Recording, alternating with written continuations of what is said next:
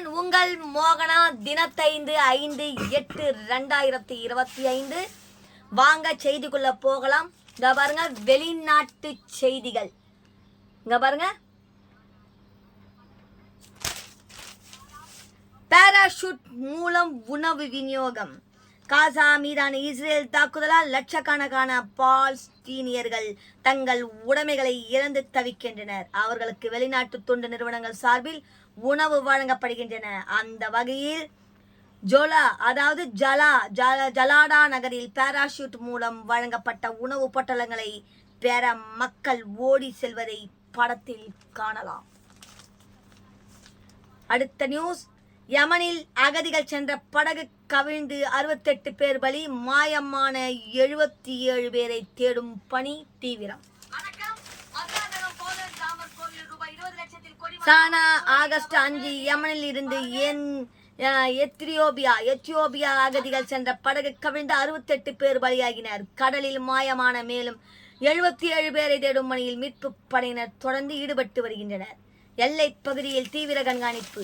Africa நாடுகளில் நிலவும் பொருளாதார நெருக்கடி காரணமாக ஏராளமானோர் அங்கிருந்து வளைகுடா ஐரோப்பிய நாடுகளில் குடியேற விரும்புகின்றனர். அவ்வாறு செய்பவர்கள் பெரும்பாலும் சட்டவிரோத படகு பயணத்தையே தேர்ந்தெடுக்கின்றனர். அவற்றில் பல பயணங்களை ஆபத்தில் முடிகின்றன.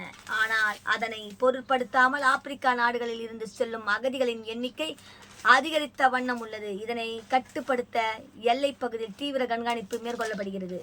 இந்த நிலையில் வளைகுடா நாட்டை நோக்கி ஒரு படகு புறப்பட்டது. இதில் பெண்கள், குழந்தைகள் உள்பட 157 பேர் இருந்தனர். அந்த படகு யமனின் அப்யான் மாகாண கடற்பகுதி அருகே சென்ற போது நிலவிய மோசமான வானிலையால் பலத்த காற்று வீசியது. அப்போது கடல் கொந்தளிப்புடன் காணப்பட்டதால் படகு கவிழ்ந்தது. இதனால் படகில் இருந்தவர்கள் கடலில் தத்தளித்துக் கொண்டிருந்தனர். இது குறித்து தகவல் அறிந்த மீட்பு பணியினர் அங்கு விரைந்து சென்று மீட்பு பணியில் ஈடுபட்டனர்.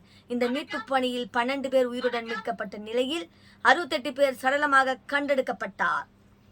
இந்த விபத்தில் மாயமான 77 பேரின் கதி என்ன என்பது தெரியவில்லை. எனவே அவர்களை தேடும் பணியில் மீட்பு படையினர் தொடர்ந்து ஈடுபட்டு வருகின்றனர்.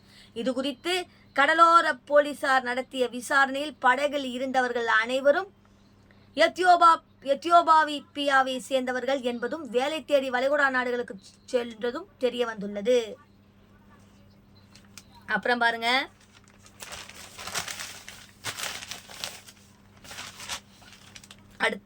அடுத்த நியூஸ், நடுகடலில் படகு மோதி திமிங்கலம் சாவு.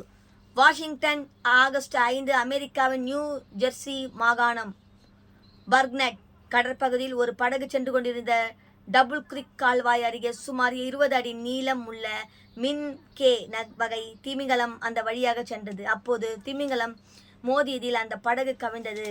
இதனால் படகில் இருந்த பயணி கடலில் விழுந்தார். எனினும் அதிர்ஷ்டவசமாக அந்த படகில் ஏறி உயிர் பிழைத்தார்.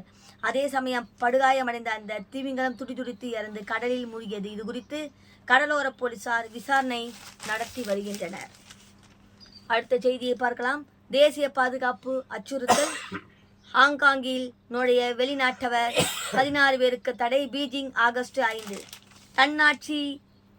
தன்னாட்சி பிராந்தியமான ஹாங்காங் சீனாவின் கட்டுப்பாட்டில் உள்ளது. இங்கு கடந்த 2020ஆம் ஆண்டு தேசிய பாதுகாப்பு சட்டம் நிறைவேற்றப்பட்டது. இந்த சட்டத்துக்கு எதிர்ப்பு தெரிவித்து ஆயிரக்கணக்கானோர் போராட்டம் நடத்தி வருகின்றனர். இந்த நிலையில் அரசாங்கத்துக்கு எதிராக போராட்டம் நடத்துபவர்களுக்கு இங்கிலாந்து, அமெரிக்கா, கனடா உள்ளிட்ட நாடுகளை சேர்ந்த சமூக ஆர்வலர்கள் உதவி செய்வதாக உள்துறைக்கு தகவல் கிடைத்தது. எனவே வெளிநாட்டை சேர்ந்த 16 தன்னலவார்களின் பாஸ்போர்ட் ரத்து செய்யப்பட்டு ஹாங்காங்கில் நுழைய தடை விதிக்கப்பட்டுள்ளது. அடுத்த செய்தியை பார்க்கலாம். இங்கிலாந்தில் மீட்பு பணிக்காக ஆளில்லா போலீஸ் ஹெலிகாப்டர் அறிமுகம். London August 5. இங்கிலாந்து கடற்படையில் முதன்முறையாக ஆளில்லா போலீஸ் ஹெலிகாப்டர் அறிமுகம் செய்யப்பட உள்ளது. இந்த சோதனை ஓட்டம் நேற்று நடைபெற்றது. கடல் மற்றும் வனப்பகுதியில் காணாமல் போனவர்களை தேடும் பணியில் இந்த ஹெலிகாப்டர் ஈடுபடுத்தப்பட்ட உள்ளது. இது சுமார் 12 மணி நேரம் வரை தொடர்ந்து வானில் பறக்கும். தற்போது மீட்பு பணிக்கு பயன்படுத்தப்படும் விமானங்கள் அதிகபட்சம் 6 மணி நேரம் வரை மட்டுமே பறக்கும். எனவே காணாமல் போனவர்களை தேடும் பணியில் இந்த ஆளில்லா ஹெலிகாப்டர்கள் முக்கிய பங்கு வகிக்கும் என இங்கிலாந்து கடற்படை தெரிவித்துள்ளது. அடுத்த செய்தியை பார்க்கலாம். தண்டவாளத்தை கடக்க முயன்று சுற்றுலா பஸ் மீது ரயில் மோதல், மாஸ்கோ ஆகஸ்ட் 5 ஒருவர் சாவு 11 பேர் படுகாயம். ரஷ்யாவின் செயின்ட் பீட் டார்ஸ்பார்க் நகரில் இருந்து சரக்கு ரயில் ஒன்று புறப்பட்டது. அங்கு சுற்றுலா பயணிகளை ஏற்றிச் சென்றது. ஒரு பஸ் ஆளில்லா ரயில்வே கேட்டை கடக்க முயன்றது. இதனை பார்த்த ரயில் டிரைவர் அவரை பிரேக்கை அழுத்தினார். இதனை பார்த்த ரயில் டிரைவர் அவசரமாக பிரேக்கை அழுத்தினார். ஆனால் அருகில் இருந்ததால் அந்த பஸ் மீது ரயில் மோதியது. தகவல் அறிந்த மீட்பு படையினர் சம்பவ இடத்துக்கு விரைந்தனர். அவர்கள் அங்கு சென்றதும் பஸ்ஸுக்குள் இருந்தவர்களை மீட்கும் பணி நடைபெற்றது. அந்த விபத்தில் உடல் நசுங்க ஒருவர் சம்பவ இடத்திலேயே பலியானார். படுகாமை அடைந்த 11 பேர் மீட்கப்பட்டு ஆஸ்பத்திரியில் தீவிர சிகிச்சை அளிக்கப்பட்டு வருகிறது. அடுத்தது பார்க்கலாம் வாங்க. உலகை சுற்றி ஆஸ்திரேலியா. சீன வம்சாவளியை சேர்ந்த ஒரு இளம்பெண் ஆஸ்திரேலியாவின் கான்பரா நகரில் வசித்து வருகிறார். இவர் அங்கு செயல்படும் குவான் இன் சீட்டா என்ற புத்தக சங்கம் குறித்த தகவல்களை ரகசியமாக சேகரித்து வந்துள்ளார். எனவே வெளிநாட்டு தலையீட்டு சட்டத்தின் கீழ் போலீசார் அந்த பெண்ணை கைது செய்து விசாரித்து வருகின்றனர். இந்த சட்டத்தில் கீழ் கைது செய்யப்பட்ட 3வது நபர் இவர் என்பது குறிப்பிடத்தக்கது. இவர் மீதான குற்றச்சாட்டு நிரூபிக்கப்பட்டதால் 15 ஆண்டுகள் வரை சிறை தண்டனை வழங்கப்படும். அடுத்தது பார்க்கலாம். பாகிஸ்தானில் சிந்து மாகாணம் கராச்சி நெடுஞ்சாலையில் சென்ற லாரி திடீரென டிரைவரின் கட்டுப்பாட்டை இழந்தது.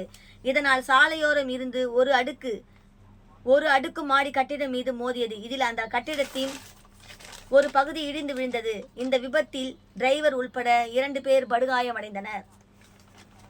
அடுத்தது இங்கிலாந்து தலைநகரம் லண்டனில் ஓயாசிஸ் எனப்படும் பிரபல இசை நிகழ்ச்சி நடைபெற்றது. இதனை காண ஆயிரக்கணக்கானோர் அங்கு திரண்டிருந்தனர். அப்போது அங்குள்ள பார்வையாளர் மடத்தில் அமர்ந்திருந்த ஒருவர் திடீரென தவறி கீழே விழுந்தார். இதில் படுகாயமடைந்த அவர் சிகிச்சை பலனின்றி உயிரிழந்தார். அடுத்தது பார்க்கலாம்.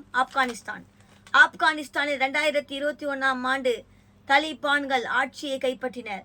இதனால் ஏராளமான உயிருக்கு பயந்து அங்கிருந்து தப்பி அண்டை நாடுகளில் தஞ்சமடைந்தனர்.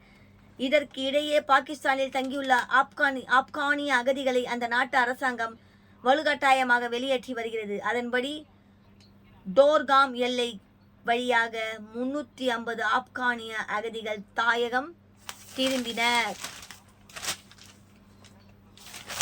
இத்துடன் இந்த செய்தி அறிக்கை முடிவடைகிறது. அடுத்த செய்தியுடன் உங்களை சந்திக்கிறேன். அதுவிட உங்களிடம் விரும்புகிறது உங்கள் மோகனா.